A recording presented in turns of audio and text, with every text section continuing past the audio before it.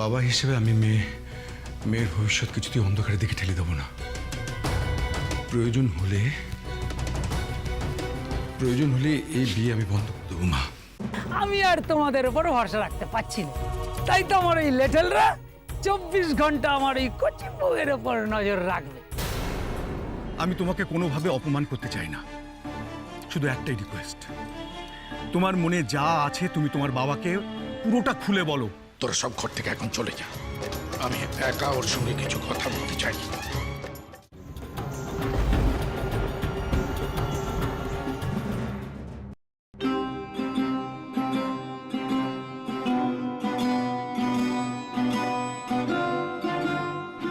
তোর উপর আমি কোনোদিন হাত ওঠাবো এটা আমি স্বপ্নও ভাবিনি।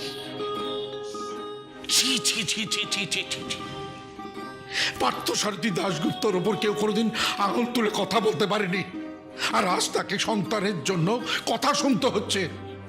লজ্জায় আমার মাথা হেঁট হয়ে যাচ্ছে। আমার 3 সন্তানের মধ্যে থেকে আমি তোর উপর বেশি ভরসা করেছিলাম। তার কারণ হচ্ছে অর্জুন অগ্নির থেকে তোর বিচার বুদ্ধি বিবেচনা অনেক বেশি বলেই আমার মনে হয়েছিল। কিন্তু আজ যে সেটা ভুল, সেটা তুই প্রমাণ করে দিয়েছিস। বাবা, আমি এখানে শুধুমাত্র জয়কে বাঁচাতে এসেছিলাম, বিশ্বাস করো। বিশ্বাস? তোর মুখে বিশ্বাস কথাটা মানায় না রে বহু। এক সময় আমি ভাবতাম যে তুই আমার মতো হয়েছিস, এইটা ভেবে আমার গর্বে বুকটা ভরে উঠত। আমি ভাবতাম যে যেটাই করুক না কেন তুই আমার বিশ্বাস ভরসা কোনো সময় ভাঙবি না। আর সেই তুই কিনা আমার কাছে মিথ্যে কথা বললি। আমি কার উপর ভরসা রাখবো? এই পরিবারের ভার আমি কার হাতে দিয়ে যাব? সবাই এই পরিবারটাকে ভাঙতে চাইছে। অগ্নি পালিয়ে গেল। অর্জুন নিজের স্বার্থ ছাড়া আর অন্য কিচ্ছু বোঝে না, সেটা আমি বাবা হিসেবে অনেক আগেই বুঝেছিলাম। তাই আমি তিলে তিলে আমার বিচার বুদ্ধি বিবেচনা দিয়ে তোকে আমি গড়েছিলাম। তুই ছিলি আমার সত্যি, তুই আমার বাঁচার আশা। লোকজন বলতো যে তুই নাকি আমার মতো হয়েছিস। আমিও ভাবতাম যে হ্যাঁ, সত্যি তো তাই, ও তোমার ছায়ার মতো। আমি ভেবেছিলাম যে আমি চোখ বুঝলে পরে এই পরিবারের দায়িত্ব নেবার একজন আছে, আর সেটা তুই। আমার কোনো চিন্তা ছিল না, আর সেই তুই নিভু। আমার সমস্ত আশা আকাঙ্ক্ষার ওপর তুই জল ঢেলে দিলি নিভু। আমি কার ভরসায় এই পরিবারকে রেখে যাব? বাবা, আমি বুঝতে পেরেছি তোমাকে মিথ্যা কথা বলে আমি কত বড় ভুল করেছি। এটা ভুল নয়, এটা অন্যায়। ভুল আর অন্যায় এক জিনিস নয় রিভো। তুই আমাকে মিথ্যা কথা বলে, আমার কথা অমান্য করে তুই আমাকে অসম্মানিত করেছিস। তুই প্রমাণ করে দিয়েছিস যে আমি ভুল।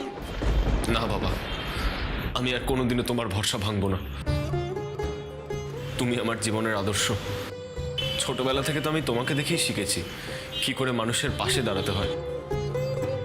এবারের মতো আমাকে ক্ষমা করে দাও বাবা। আমি কথা দিচ্ছি তোমাকে, এরকম অন্যায় আমি আর কোনোদিনও করব না। তুমি চাও তো আমি এই পরিবারকে এক করে ধরে রাখি, কোনোদিন যাতে এই পরিবারের ভাঙন না ধরে? আমি তাই করব বাবা।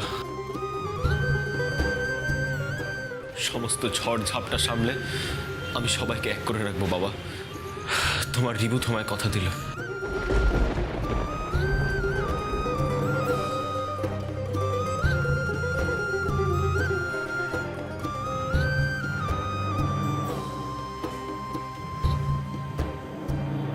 রিভু, তুই কথা দিচ্ছিস তো যে তুই তোর জায়গা থেকে নড়বি না? বল রিভু। হ্যাঁ বাবা, আমি কথা দিচ্ছি। তাহলে আমি হরিশকে কি বলবো? রে দেখ, আমার রেবাকে দাশগুপ্ত বাড়ির বউ হিসেবে আমি পছন্দ করেছি। আমার মনে হয়েছে যে ও আমাদের বাড়ির জন্য উপযুক্ত। তোর কি কখনো আমার সিদ্ধান্তকে ভুল মনে হয়েছে? তুই বল তাহলে আমাকে, তুই বিয়েটা করতে চাস তো? কিরে রেবু, বল না।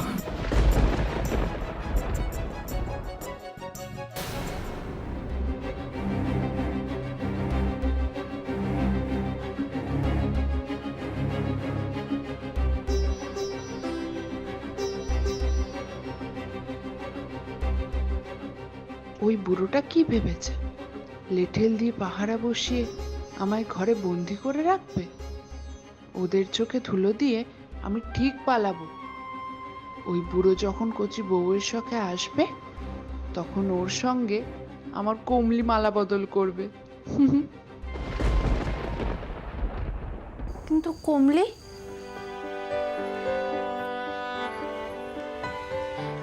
কমলিকে যদি আমি নিজের হাতে খড় না খাইয়ে দিই, ও তো কিছুতেই খাবে না। তো আমাকেও তো কলকাতায় যেতেই হবে। হ্যাঁ, আমি বরং বাবলুকে বলে রাখবো ওকে একটু আদর যত্ন করে খাইয়ে দিতে। কমলি আমার নিশ্চয়ই বুঝবে। শুধুমাত্র কলকাতায় যদি একটা থাকা খাওয়ার জায়গা পেয়ে যাই, তাহলে মামা, মামি, কমলি, বাবলু সবাইকে নিয়ে যাব। কিন্তু আমি না থাকলে তো মামিকে সব কাজ একা একা করতে হবে। মামির তো খুব কষ্ট হবে। আমি চাই না মামির কোনো কষ্ট হোক। মামিকে তো আজকেও সব কাজ করতে হচ্ছে, সব রান্না বান্না একা একাই করতে হচ্ছে। বাবলু, ও ও বাবলু, হ্যাঁ, আর এখানে আয়, বাবাকে ডাক, খেতে দিচ্ছি। ডাকছি। হ্যাঁ মা, হ্যাঁ, বলছি দিদিকেও ডেকে আনি। কি ছেলে তো একেবারে দিদি দিদি করে হেদিয়ে গেল। হ্যাঁ, বাবাকে ডাক, তোরা খেয়ে নে, তারপর পঞ্চব্যঞ্জন সাজিয়ে দিদিকে ঘরে খাবার দিয়ে আসবো ক্ষণ।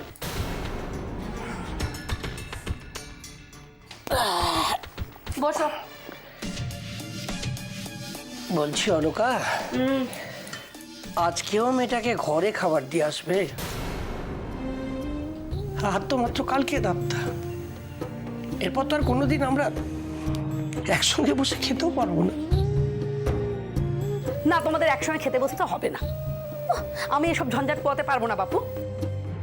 ওই মেয়ে ঘর থেকে বার হবে, তারপরে কোনো একটা ঝঞ্ঝাট সে পাকাবে, আর ওই ঘাটের মরা বুড়ো সে এসে আমাকে চারটি কথা শুনিয়ে যাবে। এমনিতেই তো দেখছো চারটে মুস্তনটাকে বাড়ির মধ্যে ঠুসে দিয়ে গেছে। আমি এসব ঝঞ্ঝাট একদম পোয়াতে পারবো না। অলকা, ভাগ্নিটা আমাদের। ওই বুড়োর মর্ম বুঝবে কি করে? দুদিন পরেই তো মেয়েটা বিয়ে হয়ে চলে যাবে পরের ঘরে। এই দুটো দিন অন্তত ওকে আমাদের সঙ্গে বসে একটু খেতে দাও অলকা। এই শোনো, বাপ ছেলেতে মিলে খেতে বসলে খাও, আর তা নাহলে ওই মেয়ের হয়ে ওকালতি করবে না তোমরা। আমার কথাটা শোনো একবার অলকা। দেখো, বিয়ের আগে মেয়েদের তো আইবুড়ো ভাত খাওয়াতে হয়। হয়তো ধরে নাও না জয়কে তুমি আজকে আইবুড়ো ভাত খাওয়াচ্ছ। হ্যাঁ হ্যাঁ মা, মা দিদি আজকে আমাদের সঙ্গে খাক। দিদিকে আমি ডেকে আনি মা। বাবলু, আমার একদম এইসব আদিক্ষেতা ভালো লাগছে না বলে রাখছি আমি। চুপচাপ খাও, ভাতের থালা টানো নিজের দিকে। অলকা, আমি তোমার কাছে হাত জোর করে মিনতি করছি, আমার এই অনুরোধটুকু তুমি রাখো, তাহলে এই ভাত আমার গলা দিয়ে নামবে না অলকা। কি যে নাটক তোমরা করতে পারো না, সত্যি কথা। হ্যাঁ, খোলে না কেন? এনে যা যা, মহারানীকে ডেকে নিয়ে আয়, যা।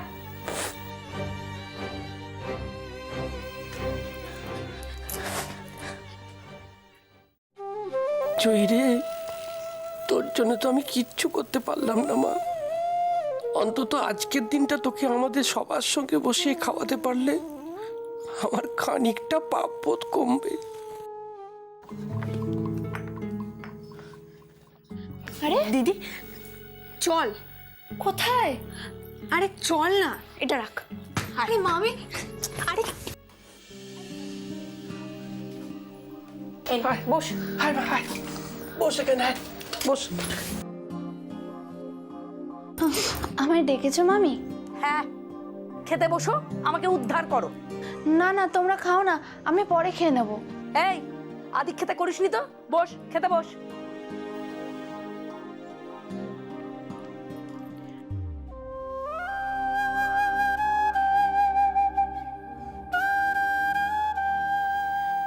এ কি মামা, তুমি মুড়োটা আমাকে কেন দিলে?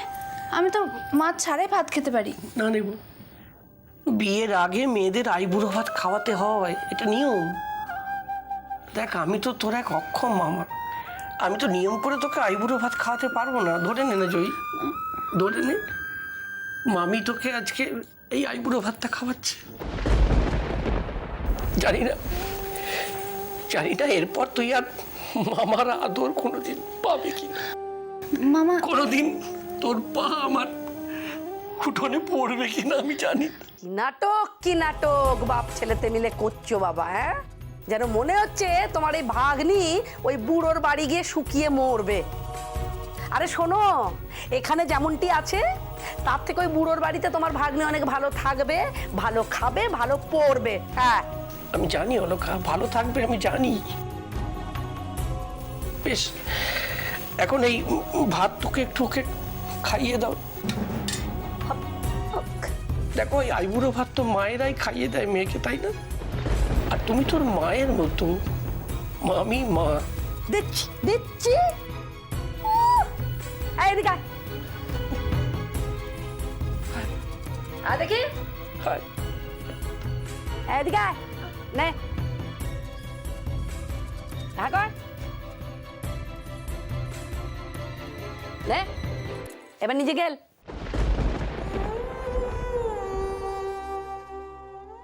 এরপর তো তুই অনেক দূর চলে যাবি রে মা, সেটা তোর মামিকে তো আমি বোঝাতে পারবো না।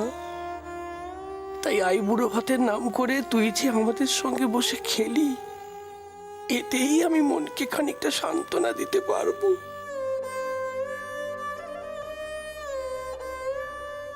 আমি জানি, জানি মা, জানি তুই সেখানে খুব ভালো থাকবি, সুখে থাকবি, আমি জানি।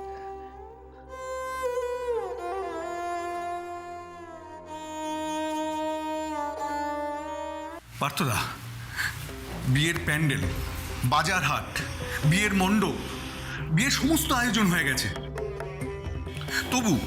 তবু যদি এই বিয়েতে রিভুর মত না থাকে তাহলে আমি বিয়েটা ক্যান্সেল করে দিতে পারি।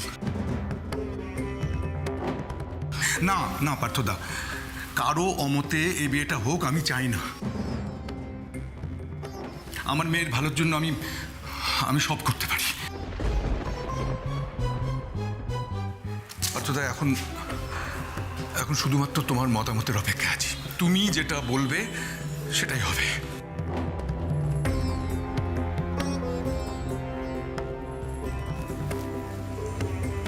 হরিশ, আমি তোমার দুশ্চিন্তার কারণটা বুঝতে পারছি।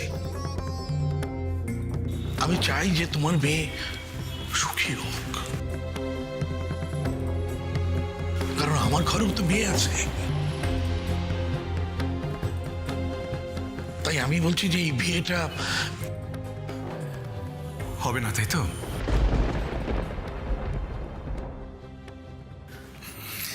রিভুর এ বিয়েতে মত নেই। আরে করবে, রিভু যখন কথা দিয়েছে ও বিয়ে করবে, তখন বিয়েটা করবে।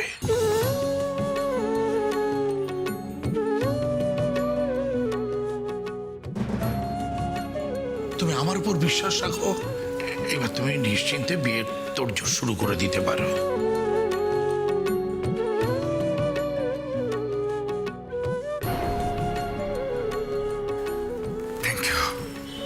Thank you পার্থদা।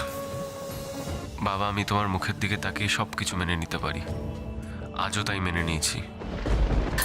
দেখলি বর্দি ভাই কেমন কেমন পার্সিয়ালিটি করলো? ভুল করবার পরেও বাবার কাছে কেমন ভালো ছেলে হয়ে রইল। সত্যি সেজ, চুপ কর, মুখটা একটু বন্ধ রাখবি। দেখছিস তো সবাই রয়েছে, আর ঝামেলা বাড়াস না এখন। হরিশ, তুমি নিশ্চিন্ত মনে বাড়ি চলে যাও। যাও থ্যাংক ইউ পার্থদা। আমি বাকি কাজটা সেরে ফেলি তাহলে। যাও। আসি তাহলে। আসি বৌদি, চঞ্চল এসো, অনেক কাজ পড়ে আছে। হ্যাঁ এসো, হ্যাঁ এসো, চলো, এসো। আসি আসি দিদি।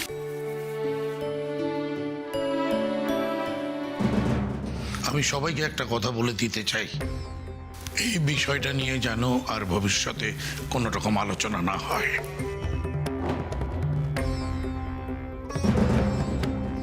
এবার যে যার ঘরে যাও, বিয়ের তোড়জোড় শুরু করে দাও।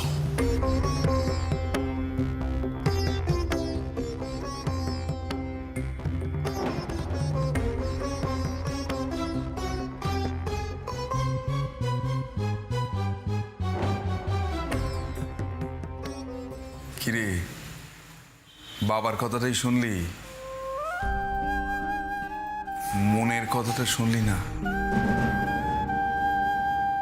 মনের কথা কারে বলি আর, এমন করে ছিঁড়িলি কেনে এক তার আটার তার।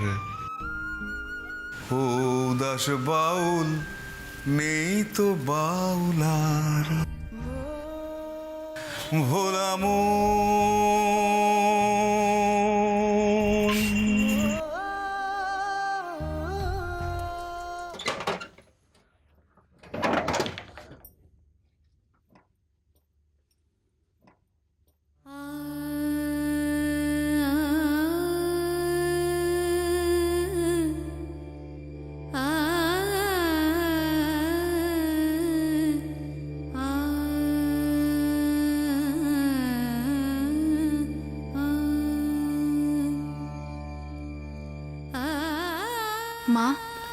মা গো, এই শাড়িটা বুকের কাছে জড়িয়ে ধরলে আমার যেন মনে হয় তুমি আমার খুব কাছে আছো।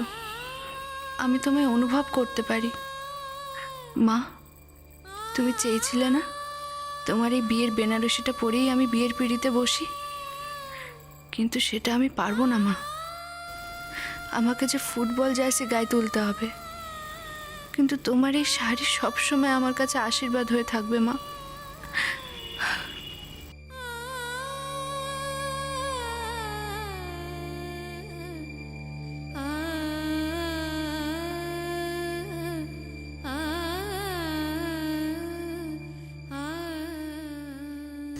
এগুলোর আর কোনো দরকার নেই। আমি কলকাতায় গিয়ে জয় হয়ে এবার মাঠে নামবো, জয় হয়ে নয়।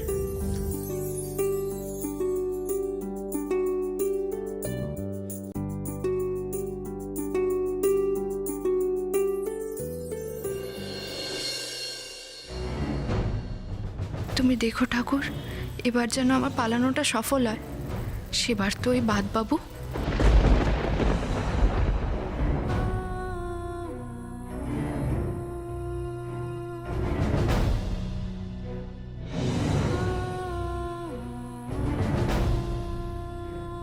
না রে রিভু, তুই সত্যি বড় বড় ভালো ছেলে। আমার দাদা অনেক ভাগ্য করে তোর মতো ছেলে পেয়েছে। আজকাল তোর মতো ছেলে সত্যিই পাওয়া যায় না। কি যে বলো না ছোটকা, আমি কি এমন করলাম? আর আমি তো এতদিন শুধু বাবার কথাই শুনে এসেছি। আচ্ছা শোন শোন শোন, আমার একটা প্রশ্নের উত্তর দে তো। এই আগ্নেয়গিরি থেকে অগ্নুৎপাতটা হঠাৎ বন্ধ হলো কি করে? আগ্নেয়গিরি, অগ্নুৎপাত, এসবের মানে কি? এ হে, এ কি রে, তাও বুঝলি না? তুই না আমার ভাইপো, সেন্স অফ হিউমারটা গেল কোথায়? দেখো ছোটকা, তুমি কি বলছো আমি কিন্তু কিচ্ছু বুঝতে পারছি না। কিচ্ছু বুঝতে পারছো না? তুমি একটি গবেট চন্দ্র, দিন দিন হয়ে যাচ্ছ।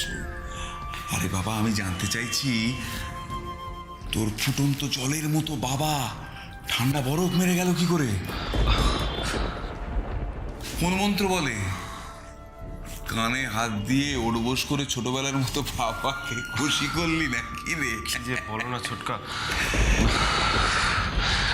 বাবা কতটা কষ্ট পেল বলো তো আমার জন্য।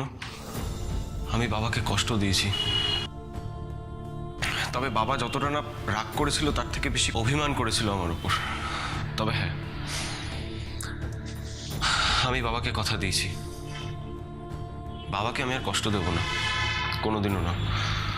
আর নিজেকে সমানেই কষ্ট দিয়ে যাব, সমানেই নিজের মনের কষ্ট নিজের বুকের মধ্যে চেপে রেখে দেব।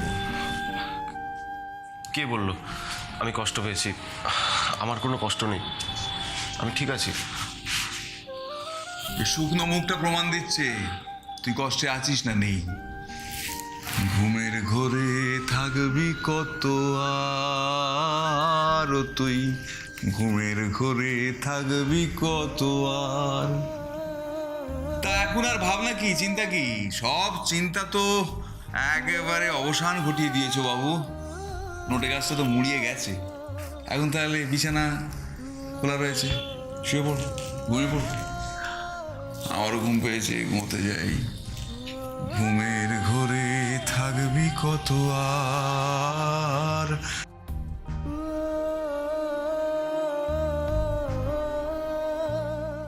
তা এখন আর ভাবনা কি, চিন্তা কি?